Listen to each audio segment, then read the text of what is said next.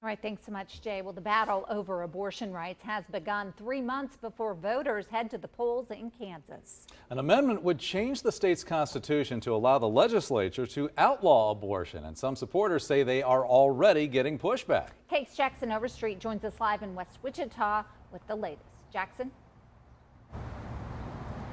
Yeah, Deb, David, you see it every year. There's an election with either a divisive candidate or issue, and that's sign stealing. And now those who support several people who support the yes vote on the value them both amendment say it's already starting this year. Take a look at this Ring video sent to us by a man in East Wichita. It shows someone getting out of that white car, walking over and taking the vote yes on the value them both amendment sign right out of their front yard. And he isn't the only one dealing with this problem. I just came home from church one morning and noticed my sign was gone. Alyssa Harms is already on her second sign and says having the first one taken away was not surprising.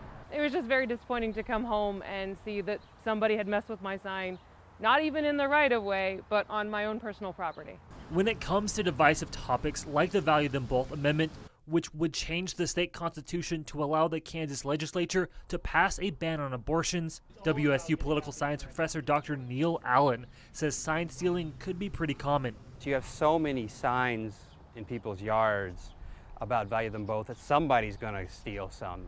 If you're planning to steal some signs, you may want to rethink that. Under Wichita City Code, it is considered petty theft, which can lead up to a fine of $2,500 or 1 year in jail. While sign stealing is illegal, Dr. Allen says that it also could be counterproductive to the efforts of those who are taking the signs.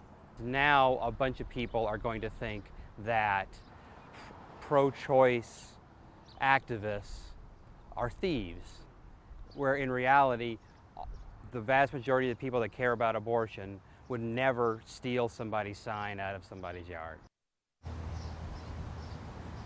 Another point Allen made is that of all the actions people on either side of this debate could take, sign stealing is probably the least productive out of all of them. That's because yard signs in the big picture of an election have very little effect on who goes out to the polls. Live in West Wichita, Jackson Overstreet, KAKE News on your side.